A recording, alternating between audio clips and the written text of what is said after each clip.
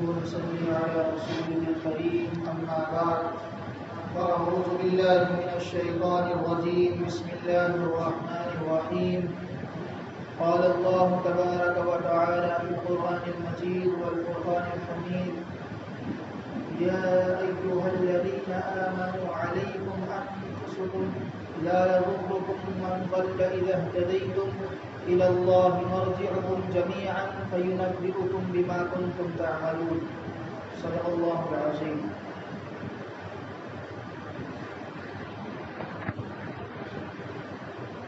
محترم سامعین، قرآن کریم کی جو آیت میں نے تلاوت کی ہے، اللہ رب العزت نے قرآن کریم کی اس آیت کے اندر ایک جواب عنایت فرمایا ہے۔ ویسے تو قرآن کریم کی کوئی بھی چھوٹی سی چھوٹی آیت ہو، اگر انسان اس کو سمجھ لے اور سمجھ کر اس پر عمل کر لے تو اس کی زندگی کے لیے کافی ہے۔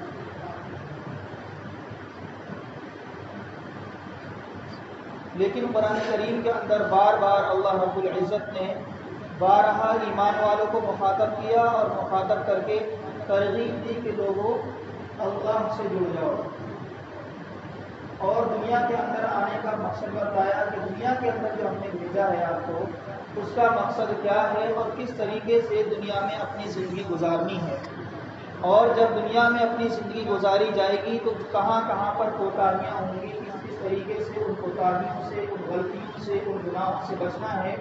وہ سب کا سب اللہ رب العزت نے قرآن کریم اور اسی طریقے سے نبی کریم صلی اللہ علیہ وسلم کے ذریعے امت کے سامنے پیش فرما دیا، تاکہ امت کی زندگی کا کوئی بھی گوشہ، کوئی بھی لمحہ، کوئی بھی مومنٹ ایسا نہ رہے جو شریعت کے اندر جس کی مثال نہ ہو، جس کی نظیر نہ ہو، جس کا حل نہ ہو۔ اور یہی کام صحابہ اکرام رضوان اللہ علیہ اجمعین نے اپنی عملی زندگی سے کر کے دکھلایا کہ شریعت یہ آئی ہے، صحابہ نے اس پر عمل کر کے دکھلایا کہ دیکھو اس طریقے سے قرآن کریم پر عمل کرنا ہے، اس طریقے سے احادیث نبویہ پر عمل کرنا ہے، اس طریقے سے فرمان مصطفیٰ صلی اللہ علیہ وسلم پر عمل کرنا ہے۔ آج کل ہم دیکھتے ہیں کہ الحمدللہ ہر مسجد کے اندر جمعے کا بیان، جگہ جگہ پروگرام، اجتماعات، مدارس، مجالس اور اسی طریقے سے خانقاہیں ہیں، ہر ایک کتنی تنظیمیں ایسی ہیں جو دین کو ترقی دینے کے لیے، دین کی حفاظت کے لیے، تو دین کی نشر و اشاعت کے لیے، دین کو باقی رکھنے کے لیے، دین کے اندر سے خرافات و رسومات کو دور کر کے خالص دین پیش کرنے کے لیے امت کے سامنے بنائی گئی ہے، تیار کی گئی ہے۔ لیکن جب نتیجے کے طور پر ہم دیکھتے ہیں تو بہت زیادہ خاص فائدہ نظر نہیں آتا ہے۔ اتنے بڑے جلسے، جلوس، اجتماعات، خانقاہیں، مدارس، مکاتب، مساجد، لیکن پھر بھی ہماری زندگی کے اندر عمل نہیں ہے، ہماری زندگی پھر بھی آپ صلی اللہ علیہ وسلم کی تعلیمات سے دور ہے، ہم مسجدوں سے دور ہیں، ہم اللہ کے گھر سے دور ہیں، نبی کے فرمان سے دور ہیں، شریعت سے دور ہیں، تو پتہ چلتا ہے کہیں نہ کہیں کوئی نہ کوئی کمی باقی ہے۔ ایک تو اس کا جواب وہی ہے، قرآن کریم کی دوسری آیت میں اللہ فرماتا ہے ظہر الفساد فی البر والبحر بما کسبت ایدی الناس، کہ لوگوں دنیا کے اندر جو خرافات، جو بدعات، جو رسومات، یا جو بھی تباہیاں، بربادیاں، اسی طریقے سے جو مصائب، آلام، پریشانیاں، جو کچھ بھی ہے وہ سب کا سب بما کسبت ایدی الناس، آپ کے ہاتھوں کا کیا دھرا ہے، یعنی گناہوں کی وجہ سے ہے، نافرمانیوں کی وجہ سے ہے، اللہ سے دور ہونے کی وجہ سے ہے، آپ صلی اللہ علیہ وسلم کے فرمان کو چھوڑنے کی وجہ سے ہے۔ لیکن اس کے ساتھ ساتھ قرآن کریم کی جو میں نے آیت تلاوت کی، اللہ رب العزت نے ایک وجہ اس کے اندر اور بیان فرمائی، فرمایا یا ایھا الذین آمنوا علیکم انفسکم، کہ اے ایمان والو اپنی فکر کرو، علیکم انفسکم، اے ایمان والو اپنی فکر کرو، اور پھر فرمایا لا یضرکم من ضل اذا اہتدیتم، کہ جب تم اپنی فکر کرو گے، اپنی فکر کرنے کے بعد جب تم راہیاب ہو جاؤ گے، راہ راست پر آ جاؤ گے، عمل پر آ جاؤ گے، آپ کی زندگی کے اندر شریعت آ جائے گی، آپ کی زندگی کے اندر آپ صلی اللہ علیہ وسلم کے ارشادات کے مطابق گزرنے لگے گی۔ فرمایا من ضل اذا اهتدیتم، کہ کوئی شخص لا یضرکم، لوگوں کی گمراہیاں تمہیں نقصان نہیں دے سکتی، لوگوں کے کلچر سے تم متاثر نہیں ہو سکتے، لوگوں کی زندگیوں کے سامنے رکھ کر کے تم شریعت کا موازنہ نہیں کرو گے۔ شرط یہ ہے علیکم انفسکم اذا اهتدیتم، کہ اپنے آپ کی فکر کرو اور راہیاب ہو جاؤ۔ قرآن کریم کی اس آیت کے اندر اللہ رب العزت یہ فرمانا چاہتا ہے کہ جب بھی کوئی اٹھ کھڑا ہوتا ہے اور چاہتا ہے کہ معاشرے کی اصلاح کی جائے، مثال کے طور پر میں ہی اپنے آپ کو یا ہم میں سے کوئی، اس کے دل میں یہ داعیہ پیدا ہو کہ چلو دین کا کام کرتے ہیں، چلو دین کی فکر کو لے کر اٹھتے ہیں، تو ذہن میں اپنی ذات کو چھوڑ کر دوسرے لوگوں کی ذات پہلے پیش آتی ہے کہ ہم نکلیں گے اور امت کی اصلاح کے لیے، ہمارا یہ پروگرام ہے لوگوں کے لیے، ہمارا یہ جلسہ ہے لوگوں کے لیے، لوگوں میں کمیاں ہیں، اپنی ذات کو نظر انداز عموماً کر دیا جاتا ہے۔ فرمایا کسی عمل کی اصلاح کامل نہیں ہو پائے گا۔ قرآن کریم کہتا ہے کہ جب تم اٹھو تو پہلے اپنی ذات کے اندر جھانک کر دیکھو کہ ہماری جو ذات ہے کیا وہ بالکل پرفیکٹ ہے، کہ ہماری زندگی اس طریقے سے ہے جس طریقے سے محمد صلی اللہ علیہ وسلم نے گزارنے کا حکم دیا ہے۔ اللہ رب العزت اس طریقے سے چاہتا ہے کہ ہماری زندگی ایسی ہے کہ نہیں، اسے کہتے ہیں اکتساب نفس، وہ ہماری زندگیوں سے دور ہے۔ جب کسی عیب کا تذکرہ ہو، جب کسی گناہ کا تذکرہ ہو تو انسان کی نظر فوراً دوسرے پر جاتی ہے، اپنے اوپر نہیں آتی ہے۔ فرمایا یہیں سے اپنی اصلاح کا دروازہ بند ہونے لگتا ہے۔ جب کبھی کوئی برائی کا تذکرہ ہو، جب کسی گناہ کے بارے میں بات ہو تو انسان کی سب سے پہلی نظر اپنے اوپر ہونی چاہیے کہ کہیں ایسا تو نہیں ہے کہ یہ گناہ میرے اندر موجود ہے، کہیں ایسا تو نہیں ہے یہ کمی میرے اندر ہے۔ جب انسان اپنے نفس پر دھیان دے گا تو اس کے بعد پہلے اسے اپنی ذات کی اصلاح کرنے کی فکر ہوگی، اور جب انسان اپنی ذات کی اصلاح کرے گا تو میرے بھائیوں دوسروں کی اصلاح کے راستے مزید کھل جاتے ہیں، اور لوگ دیکھ دیکھ کر ایمان قبول کرتے ہیں اور متاثر ہوتے ہیں، عمل پر آتے ہیں۔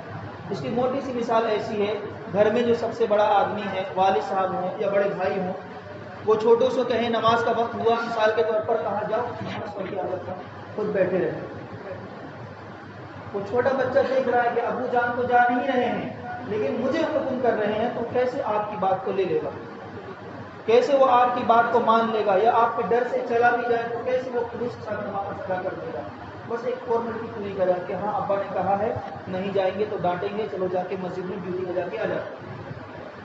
قرآن کریم یہی کہنا چاہ رہا ہے علیکم انفسکم، کہ پہلے اپنی ذات کو دیکھو، پہلے اپنے نفس کو دیکھو، پہلے اپنے اندر جھانکو کہ ہمارے اندر وہ عمل ہے یا نہیں ہے جو ہم دوسروں کو دعوت دے رہے ہیں، جس چیز کو ہم دوسروں کو کہہ رہے ہیں، اگر ہے تو اللہ کا شکر ادا کیا جائے، اور اگر نہیں ہے تو دوسرے کو بھی بلایا جائے اور اپنے نفس پر بھی محنت کی جائے، اپنے آپ کو بھی عمل پر لانے کی کوشش کی جائے۔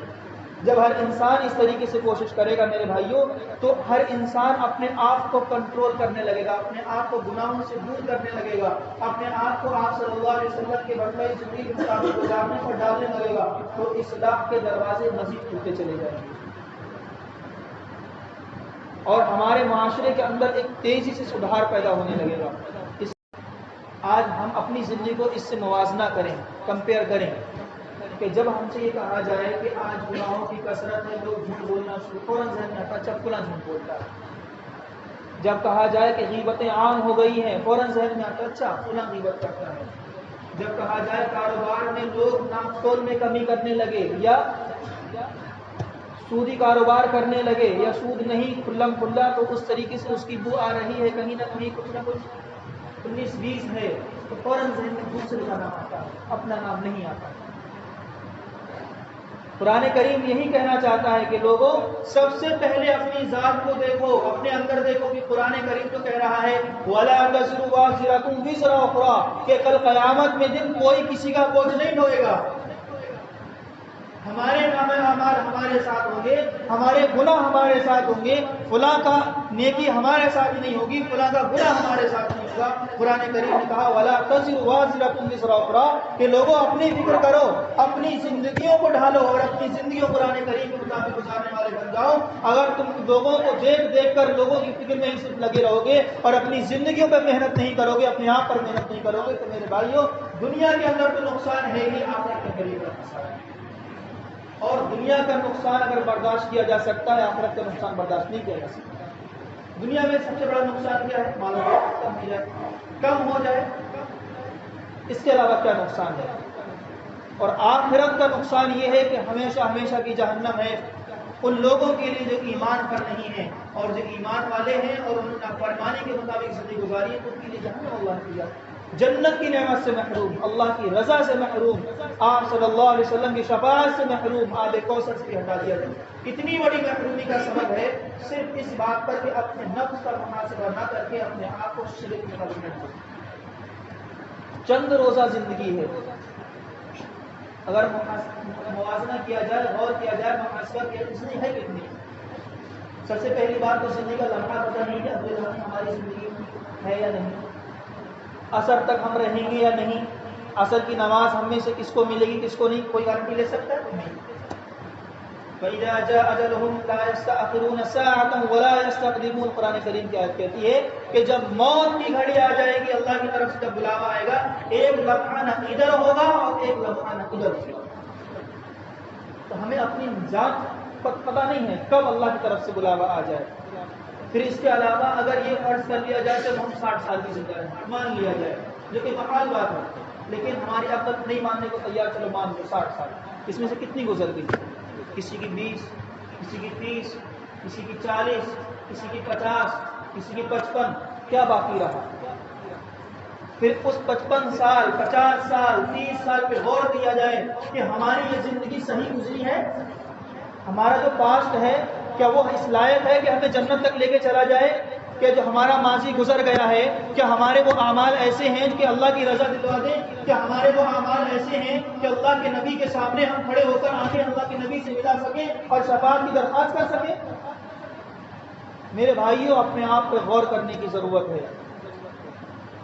ہم جب شام کو سوئیں تو جب ہم کاروبار کے لیے، اس سے پہلے بھی میں نے بات کہی تھی، جس طریقے سے ہم کاروبار کے ہم محاسبہ کرتے ہیں، پورے دن کا ریکارڈ تیار کرتے ہیں، ہم نے کیا بیچا، کیا کمایا اور کتنا بجٹ ہمارا ایکسٹرا ہے، کیا کل لانا ہے، اسی طریقے سے اپنی زندگی کے بارے میں سونے سے پہلے کم سے کم 2 منٹ 3 منٹ خدا کے بعد نکالو اور اس کے محاسبہ کرو کہ ہم صبح اٹھے، صبح سے ہم نے کون کون سے گناہ ایسے کیے ہیں جو ہماری نظروں میں ہیں، اور نظروں سے اوجھل کتنے ہیں وہ تو ہمیں اندازہ ہی نہیں ہے۔ تو کم سے کم دیکھیں کہ کون سے فرائض ہم نے چھوڑ دیے، کیا جب ہم صبح اٹھے ہم نے نماز ادا کی یا نہیں کی، کیا ظہر ہماری باقی رہی، عصر ہماری باقی رہی، مغرب ملی، عشاء ملی یا نہیں ملی، کہیں ایسا تو نہیں ہم نے جھوٹ کا سہارا لیا ہے، کہیں ایسا تو نہیں ہماری زبان سے غیبت ہو گئی ہے، کہیں ایسا تو نہیں ہے کہ ہم نے کسی کا دل دکھا دیا ہے، کل قیامت میں ہمارا دامن پکڑ لے، ہماری نیکیوں کو چھین لے، کہیں ایسا تو نہیں ہے کہ ہماری زندگی سے اللہ کے نبی کی سنت چھوٹ گئی ہے، کہیں ایسا تو نہیں ہے ہم نے کوئی ایسا عمل کا انجام جس سے اللہ سے ناراض ہو گیا ہے اور کل قیامت کے دن ہماری پکڑ ہو جائے۔ اور قیامت تو بہت دور ہے، اللہ رب العزت پکڑ کرنے پہ آتا ہے، دنیا کے اندر بھی نعمتوں کی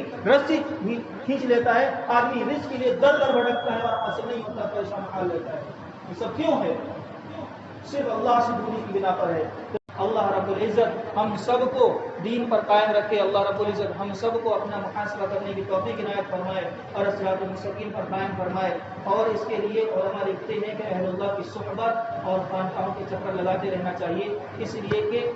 اتنا آدمی مشک کی دکان پر جائے تو خوشبو آنے ہی لگتی ہے، کوئلے کی دکان پر جائے تو کپڑے گندے ہو ہی جاتے ہیں۔ اہل اللہ کی صحبت میں بیٹھو گے، علماء کی صحبت میں بیٹھو گے تو اللہ کی ذات سے امید ہے کچھ نہ کچھ ان کی نورانیت اور علم کے واسطے سے ہماری زندگی کے اندر کچھ نہ کچھ آ جائے گا۔ اللہ عمل کی توفیق عطا فرمائے، آمین یا رب العالمین۔